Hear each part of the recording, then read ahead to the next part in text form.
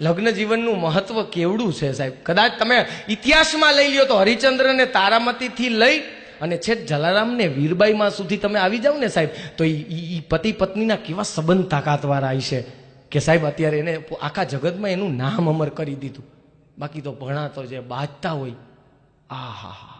હમણાં તો એક જણો ખાર ખાઈ ગયો જંગલમાં, શંકર ભગવાનને પ્રસન્ન કરવા માંડ્યો. સામે આમ શિવલિંગ હતું, નમામિ શમીશાન નિર્વાણ રૂપમ વિભુવ્યાપકમ બ્રહ્મ વેદમ સ્વરૂપમ નિજમ નિર્ગુણમ નિર્વિકલ્પમ નિરીહમ ચદાકાશ માકાશ વાસમ ભજેહમ જય મહેશ જય મહેશ જય મહેશ કીધું ને શંકર ભગવાન પ્રસન્ન થયા.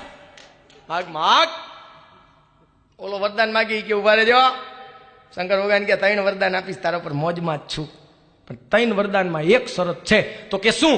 હું જે તને ઈ કે તું જે મારી પાસે માગ ઈથી તારી ઘરવાળીને 10 ગણું મળે. ઓલો કે હલવાણા એના થાકીને તો તમારી પાસે આવ્યો હતો. હા, અને પેલું વરદાન માંગ્યું, આખા જગતમાં સ્વરૂપવાન પુરુષ મને બનાવી દે.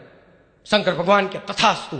એની ઘરવાળીથી 10 ગણી રૂપાળી થઈ. હાલ બીજું વરદાન માંગ, આખા જગતનો પૈસાદાર પુરુષ હું બનું. શંકર ભગવાન કે તથાસ્તુ. એની ઘરવાળી 10 ગણી પૈસાવાળી થઈ. શંકર ભગવાન કે વિચારીને માગજે, નકર તું તારી ઘરવાળીથી પાછળ રહીશ. ઓલો કે શંકર ભગવાન હળવો એટેક આપો.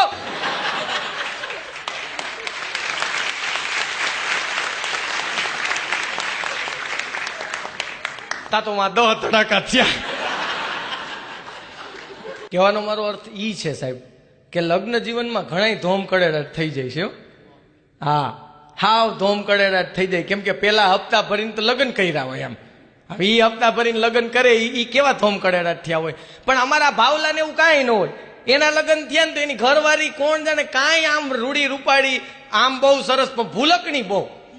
હા, હાવ ભૂલકણી. ઓલાને કોક દી 9 વાગ્યામાં ઉઠાડે, જાવી કે કડિયા કામે નથી જવું. ઓલો કે કડિયો નથી, હું નીકળી પડી છો. વચમાં હમણાં ભાવલાનું એક્સિડન્ટ થયું ને, 2 કાન કપાઈ ગયા.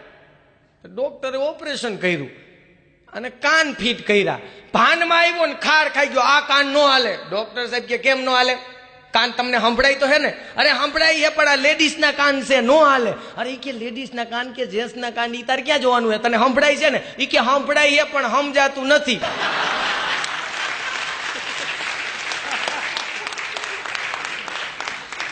હમણાં તો મને કે ગુણવંતભાઈ હાલો ને. મેં કીધું ક્યાં? મને કે આપણે છે ને કોમ્પ્યુટર લીધું ને.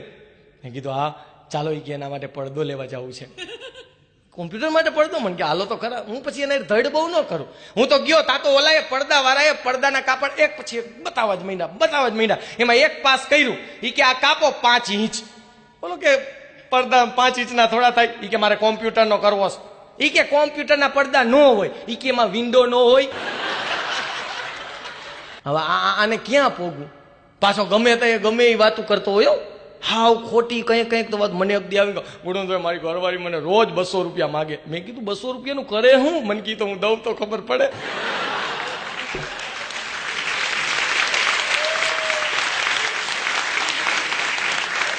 આપણે દેતા જ નથી. હા, કેમ કે માણસ સાહેબ એવો અત્યારે તૈયાર થઈ ગયો છે, એટલો તૈયાર થઈ ગયો કે એની વાત જવા દો. હાથી ઉપર મહાવત બેઠો તો હાથી આયલો જાતો તો ને હાથીને ભૂખ લાગી ગઈ છે ને લીમડાની ડાયર કાપી. ઉપર મહાવત બેઠેલો એને અંકુશ માર્યો એટલે હાથીએ લીમડાની ડાળ મેલી દીધી. ત્યાંથી યમરાજા પસાર થતા હતા. યમરાજાએ આ દ્રશ્ય જોઈ અને હાથીને પ્રશ્ન કર્યો, ભલા માણા આવડું બધું કદાવર પ્રાણી અને 5 ફૂટના માણસથી બીસ? હાથીએ બહુ સારો જવાબ દીધો કે યમરાજા, આ માણસ તમારી પાસે મરેલા આવે ને એટલે. જેથી જીવતા આવે તેથી તમારી બોડી ભયડી ન નાખે તો કેજો.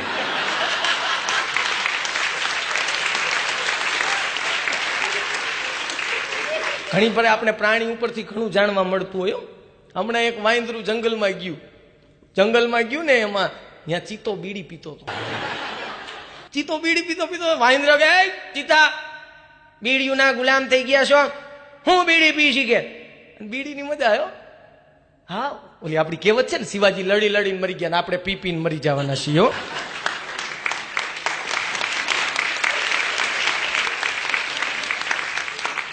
શિવાજીમાં એક લાલ દોરો આવે, બધાને ખબર હશે. ઓલો લાલ દોરો, ઈ લાલ દોરો છે ને માટે લિમિટેશન ફેંકી દો.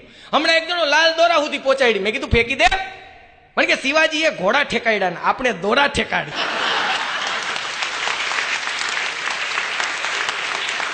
એને ઠેકાડી જ લેવું હોય. એમાં ચિત્તો બીડી પીતો તો સાહેબ. એટલે વાંદરો કે ચિતા બીડી નો પીવાય, હાલ જંગલમાં વરસાદ થયો છે, જલસો કરાવું. ચિત્તો તો બીડી ઠારીને વાહે હાલતો થઈ ગયો. આગળ ગયા ને તો વાઘ છે ને સિગરેટ ઠપકારતો હતો. એ વાઘ, ખબર નથી પડતી, વ્યસનના ગુલામ, હાલ જંગલમાં વરસાદ થયો હે, જલસો કરાવું. વાઘે હાલતો થયો. આગળ ગયા ને ત્યાં સિંહ છે ને ચરસની ગોળીઓ બનાવતો.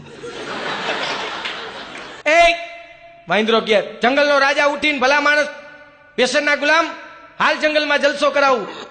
સિંહે ઉહેડીને એક વાંદરાને થપ્પડ માર્યો. ઉહેડીને થપ્પડ મારી એટલે ચિત્તો ને વાક્ય ભલા માણસ, આપણે વ્યસન મુકાવવા માટે આ માણસ મથે એને કામ માર્યો. અરે ઈ કે બે પેગ મારી જાય ને તો એ વારી ખલે બધાને ધક્કા જંગલના ખવડાવે છે.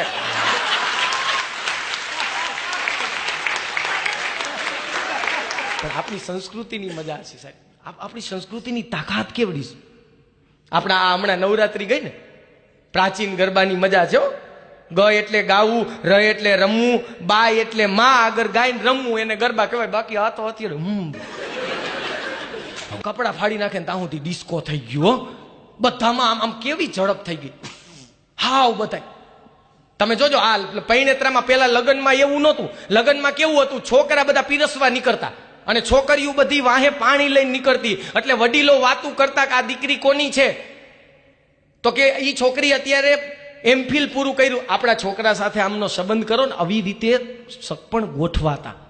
અત્યારે બુફે થઈ ગયું.